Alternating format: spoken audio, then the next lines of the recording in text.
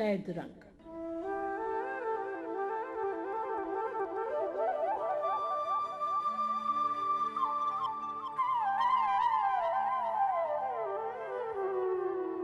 लीजिए प्रस्तुत है अनेक साहित्यिक पुरस्कारों से सम्मानित प्रख्यात कथाकार श्री गोविंद मिश्र के लिखे उपन्यास पर आधारित रेडियो रूपांतर कोहरे में कैद रंग की 5वीं कड़ी।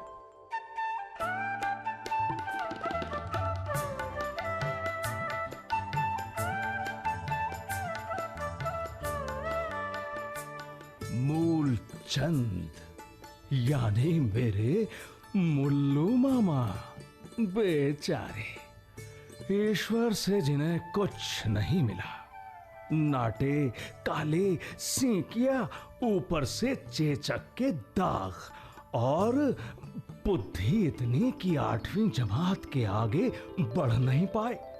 विवाह हुआ तो पत्नी बिल्कुल उल्टी मिली, मोटी, फूले गाल, कसी हुई काठी और मर्दाना शौक। शुरुआत में जब हम ननिहाल जाते तो उनसे खूब छनती। मामी प्रणाम। जीते रहो बच्चों, अरे गुड़िया जीते रहो। मुल्लू मामा जी प्रणाम। जीते रहो बच्चों। कहो कैसे आना हुआ? मामा जी चलो तलैया में नहाने चलते हैं। चला तो जाऊं अगर मामी भी चले। हाँ, शादी हो गई, इतनी उम्र हो गई मगर बचपन ना गया तुम्हारा। अरे बच्चों के सामने तो मत बोलो। भाभी कह दो ना। हाँ हाँ चलो। आज कैसे मान गई? क्या कुछ कहा क्या? कुछ नहीं बस चलते ना। चलो चलो। लेकिन पहले मेरा एक काम करो। अब क्या? वो जो गली में बकरियां घूम रही है ना, हाँ, तुम लोग वहां जाओ और बकरी पकड़कर चुपचाप से यहाँ मंदिर में ले आओ। क्यों मामा? हाँ चलो चलो, बकरी पकड़ के लाते। अरे हाँ, मुंह दबा लेना उसका। अच्छा पकड़ो पकड़ो पकड़ो पकड़ो। आजा आजा आजा। ठीक है।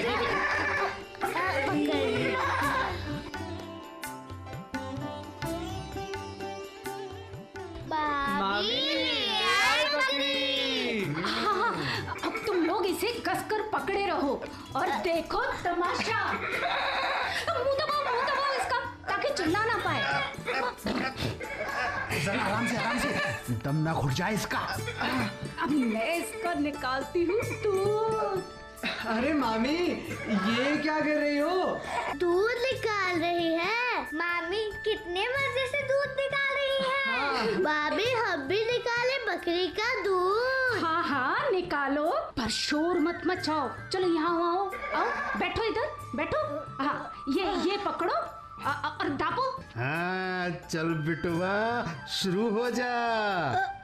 ये ऐसे? हाँ दबाओ और दबा। अब खींचो। ये लो खींचा। देखा दूध निकला ना। हाँ। भाई क्या बात है, मान गए इन बच्चों को। कमाल कर दिया। अब आओ बच्चों, दूध पीने का मजा भी तो लो।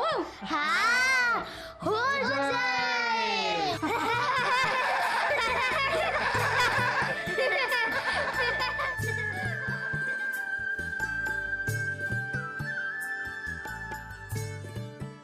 मामी कभी गली में घूम किसी बकरी को हम बच्चों से पकड़वा मंगाती और फिर हम बांट कर उसका कच्चा दूध पीते।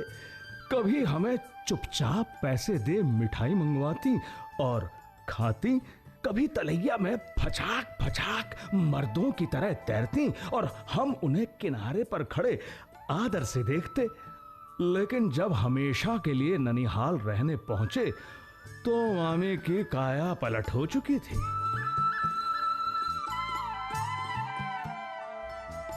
माँ, ये मामी कैसी हो गई?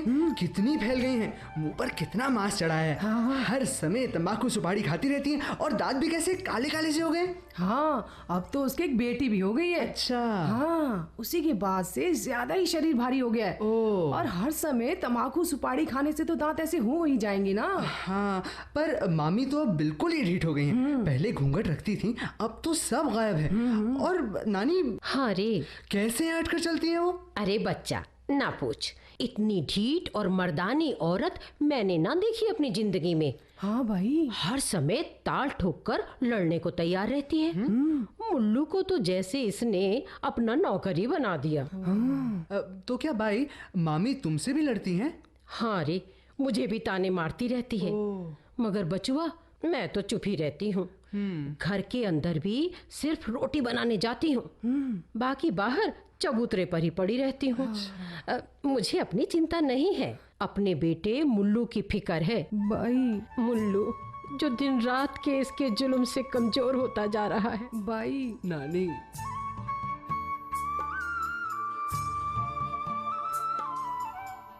मुल्लू मामा गांव के प्राइमरी स्कूल में मास्टरी करते थे।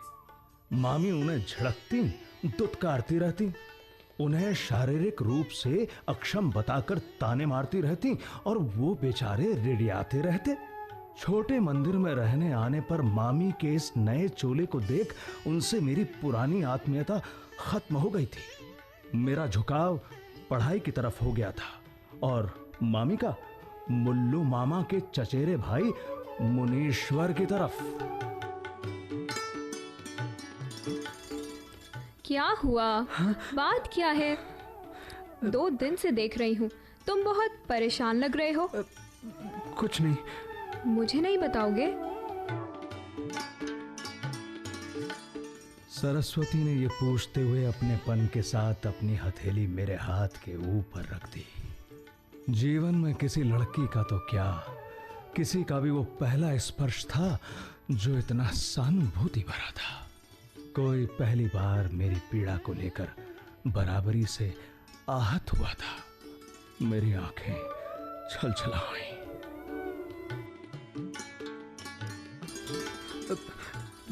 मेरी वो सुंदर सी मोटी कॉपी थी ना, जिसमें मैंने फाइनल परीक्षाओं के लिए सभी विषयों के नोट्स बनाए थे। हाँ। वो ना जाने कहाँ खो गई है। कौन सी कॉपी? वो जिसका कवर दफ्ती का था? हाँ। हरे रंग का? हाँ। क्या कहीं भूल आए? कहाँ भूल सकता हूँ। क्यों, कॉलेज में? नहीं, वहाँ कभी नहीं ले गया, सिर्फ इसी डर से। सविता के यहाँ तो नहीं ले गए? नहीं, उसे ऐसे भारी भरकम नोट्स में कोई दिलचस्पी नहीं। उसका वो कोर्स भी नहीं है। हाँ। अगर वहाँ छूटती तो वो जरूर बता देती। तो तुम्हें क्या लगता है, किसी ने गायब कर दी? हाँ, लगता तो यही है। तो कौन हो सकता है वो? तुम लोगों का आना बंद होने के बाद मेरे पढ़ने की जगह कोई आता जाता नहीं है, और कोई इस तरह का दोस्त भी नहीं है। मुझे लगता है छोटे मंदिर के पीछे जो मेरा चचेरा मामा रहता है, हाँ। ये उसी का काम है। वो मेरी क्लास में ही है। कौन? मुनीश्वर? हाँ, वही। क्योंकि वो मेहनत से जी चुराता है। वो आजकल मंदिर में तो नहीं आता, पर उसकी मेरी मामी से बहुत पटती है। अच्छा। हाँ, मुनीश्वर ने उसी से पार करवाई होगी। साल भर मेहनत करके नोट्स बनाऊं मैं, और पकवान खा जाए वो। कोई बात नहीं, किताबें फट जाती हैं, नोट्स पुराने हो जाते हैं, लेकिन तुम्हारी पढ़ाई और पूरे साल जो तुमने अपने दिमाग में इकट्ठा किया है, उसे कोई नहीं चुरा सकता। अभी पूरे 5 महीने हैं, तुम फिर से अपना काम शुरू करो, देखना फिर से नोट्स बन जाएंगे उससे भी अच्छे, और इस तरह तुम्हें याद भी ज्यादा हो जाएगा।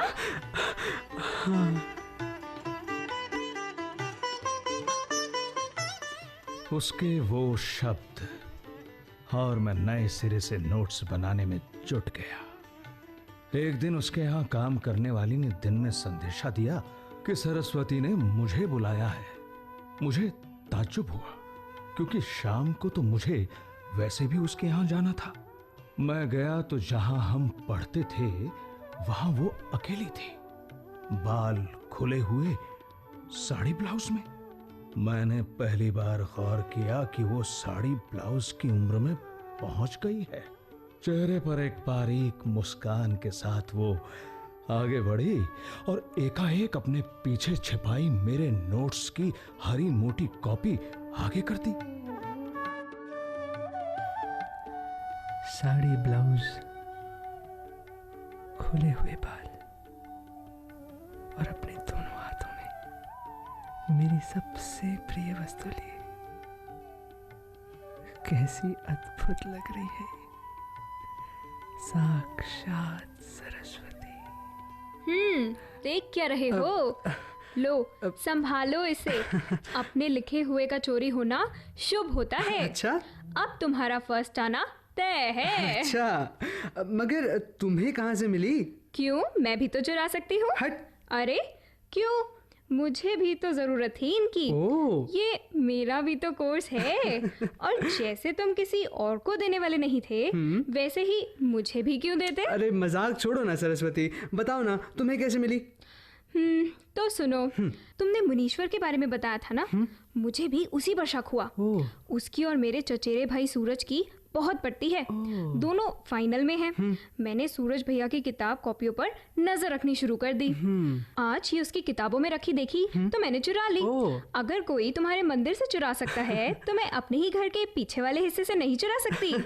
मुनीश्वर ने सूरज भैया को पढ़ने के लिए दी होगी, या ये सोचकर कि यहाँ हिफाजत से रहेगी। अब देख लो, कहीं फाड़ा फूड़ी तो नहीं की है ना?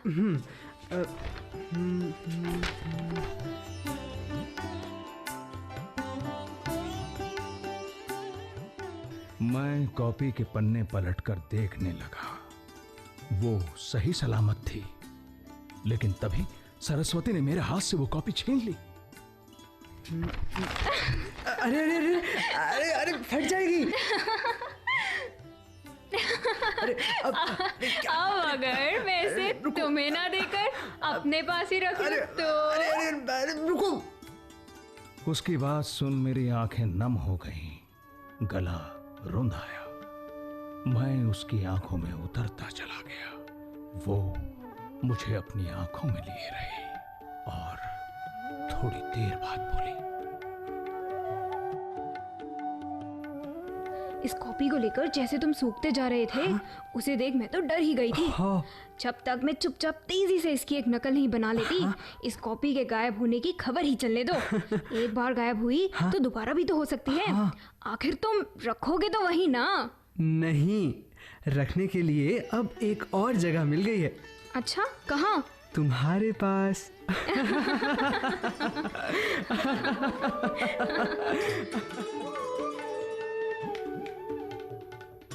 यह सुनकर अचानक उसके चेहरे पर लालिमा दौड़ गई। वो एकाएक बहुत सुंदर हो गई। मैं पहली बार कोई सुंदर लड़की देख रहा था। बड़ी बड़ी आंखें, चिकना अंडाकार चेहरा, खूबसूरत रक्तिम होंठ और चिबुक के बीच वो छोटा सा गड्ढा जिसमें फंसी एक पानी की बूंद मैंने कभी देखी थी।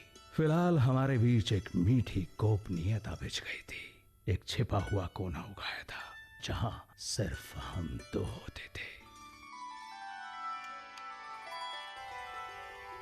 रात के कोई 9 बजे होंगे। छोटे मंदिर के सामने वाले कमरे में चारपाई पर रजाई ओढ़े मां लेटी थी।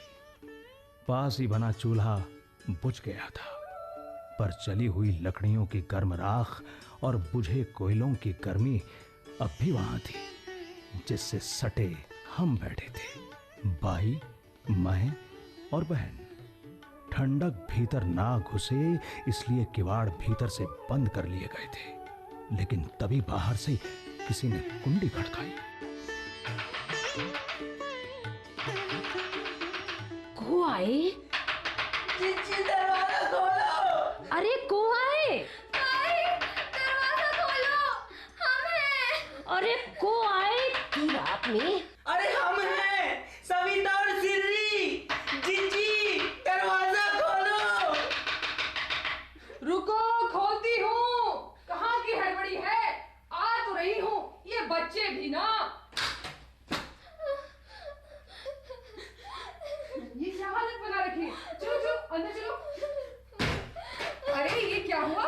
सिर्री, तुम्हारे तो बदन में एक भी कपड़ा नहीं इतनी ठंड में। और सविता, तू भी सिर्फ सलवार कुर्ते में बिना किसी गर्म कपड़े के? बात क्या है आखिर? ये लो चादर ओढ़ो सिर्री जी। और सविता तुम भी ये शॉल ओढ़ो और आओ चूल्हे के पास बैठ जाओ। भाई जीजी और बाई करते रहोगे या कुछ बोलोगे भी? कहा की जात बोलबो नहीं आउट का। अरे का भो तय बोल सविता बिटिया, का भो? बड़े भैया ने हम दोनों को बहुत मारा। कौन से बड़े भैया? सबसे बड़े? नहीं, उनसे छोटे वाले, रम्मू दादा। रम्मू? हाँ, उन्होंने हमें बहुत मारा और कपड़े उतरवाकर घर के बाहर निकाल दिया। और तुम्हारी माँ वो कुछ नहीं बोली? ना। हे भगवान, कैसी कसाई ई तरह के जाड़े में मोड़ा मोड़ी को निकाल दो। रो जाओ, मैं देखा तूने। अरे भाई, तुम काहे तरह के जाड़े में निकलती? अच्छा, बच्चे घर में आ ही गए हैं।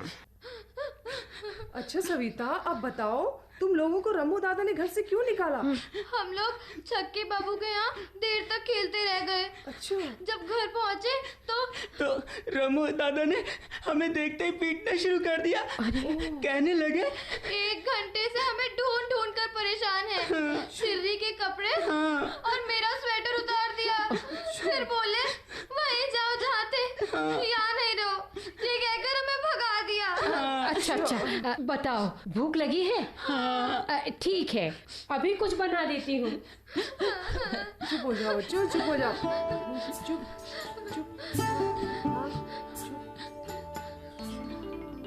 बाई ने झटपट बेसन की पूरियां बना दी।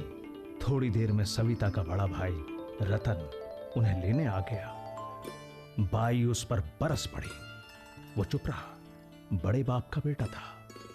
मां उसे देखकर सिर्फ मुस्कुराती रही, बोली कुछ नहीं।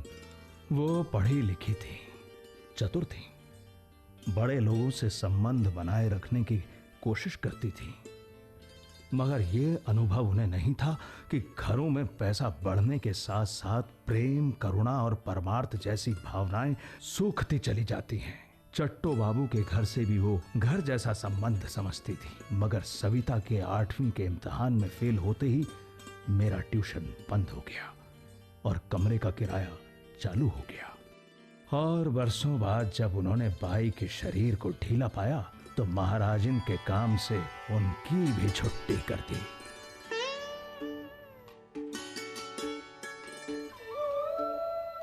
गांव से खबर आई कि दादाजी नहीं रहे। वो अपने दूसरे बेटों के साथ गांव में ही रहते थे। जब हम रियासत में थे तो कुछ दिनों हमारे यहां भी रहे थे। पिता उनका इलाज कराने अपने यहां ले आए थे। उनके रहने को लेकर मां और पिता में बराबर तकरार रहती थी। सुनिए, मैं तो कहती हूँ आप उन्हें गांव वापस छोड़ आइए। कुछ दिन अब उन्हें यहीं रहने दो। क्यों? फिर चले जाएंगे। हैं? अब उनका इलाज कराना तो मेरा धर्म है ना। लेकिन क्या उन्होंने आपके प्रति जो उनका धर्म था उसे कभी देखा? आपके लिए क्या किया उन्होंने?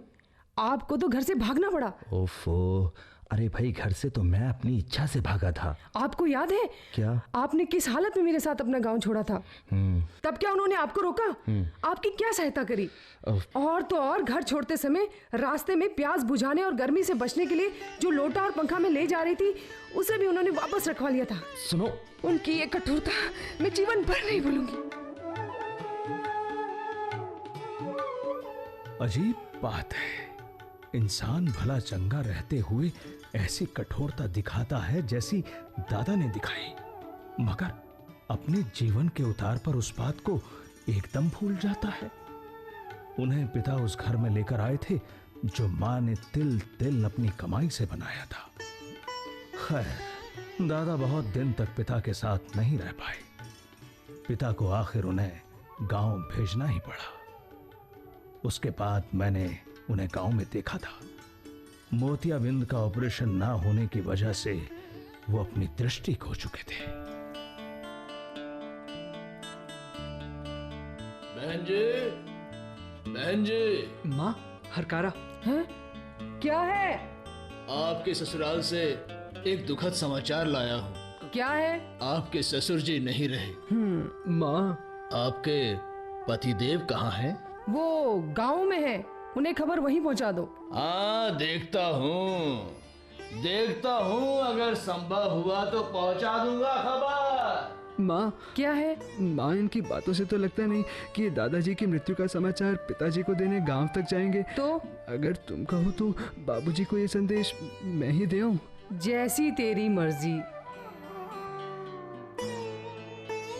दादा की मौत की खबर का मां पर कोई असर नहीं हुआ था। होता भी कैसे, वो कुछ महीने ही तो उनके साथ रही थी।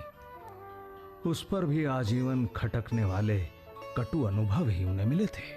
रही बात मेरी, तो हम बच्चों के कहीं आने जाने पर मां ज्यादा चिंतित नहीं होती थी। सो मैंने ट्रेन पकड़ी और पिता के गांव के स्टेशन पहुंचा और वहां एक दुकानदार से साइकिल किराए पर लेकर गांव के स्कूल के लिए रवाना हो गया, जिसकी एक कोठरी में पिताजी रहते थे।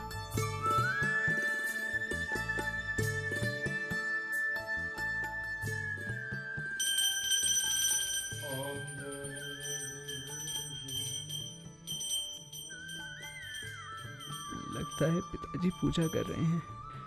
हाँ, अब भगवान को स्नान कराने के बाद कटोरी में बचे जल को पौधों की जड़ पर डालने जा रहे हैं।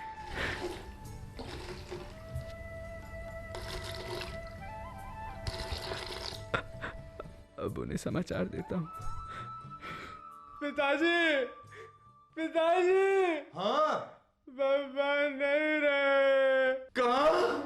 बाबा नहीं रहे? अरे, कुछ दिन पहले ही तो पापा हमका वहाँ ले गए थे। ये तो गहरी सोच में डूब गए पिताजी। अरे पापा, अरे गांव से कहो आओ हतो का।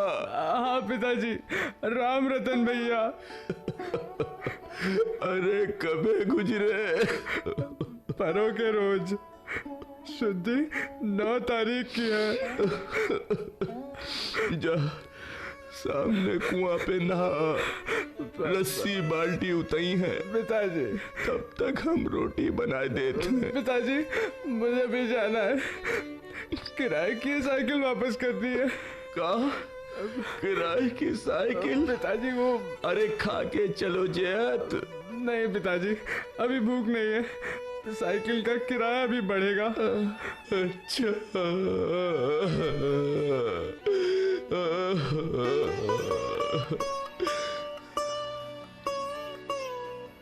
पिताजी की आंखों में व्यथा और लाचारी के रंग एक साथ उतर आए।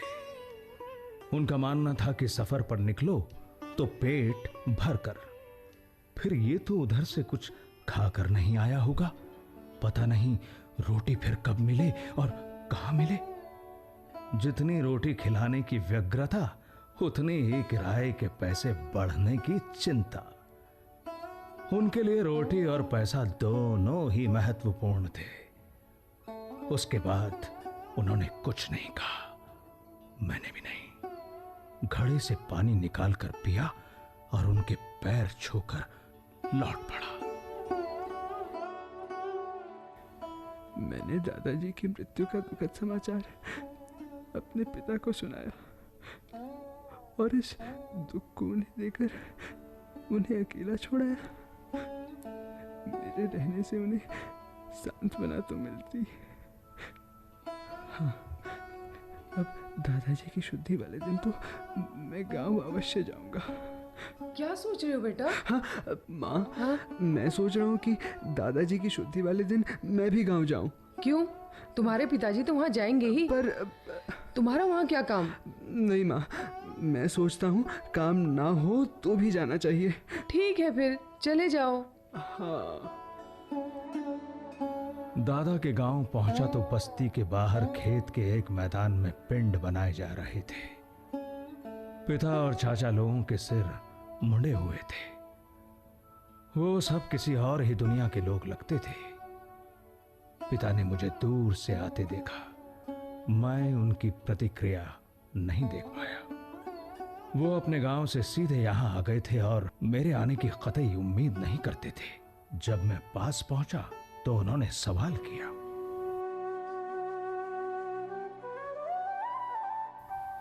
अरे तय काहे को आ गओ? पिताजी, मैं भी वो बाल बनवा लूं? हाँ, वो बैठो है नौआ जी। बाल कटाई के फिर कुआं पे नहाई के आ जा यहाँ। कर्मकांड में लगे उस समूह का मैं सबसे छोटा सदस्य था और अब दादा के जाने के बाद उनसे जुड़ने का एहसास मुझे हो रहा था।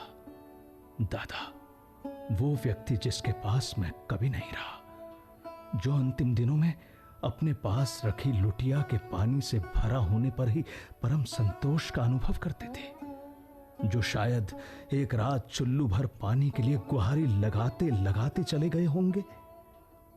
तुलसी गंगा जल तो दूर की बात है, दादा जो अपने अंतिम दिनों में परिवार के लोगों द्वारा पूरी तरह उपेक्षित रहे और अपने ही घर के बाहर नीम के एक बड़े पेड़ के नीचे परछतिया पर जैसे मरने के लिए डाल दिए गए थे।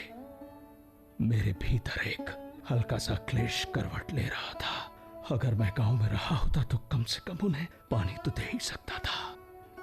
आखिरी बार जब उनसे इस हाल में मिला था तब गांव से चलते वक्त उन्हें बताकर भी नहीं आया था, लेकिन वहां रुक भी तो नहीं सकता था।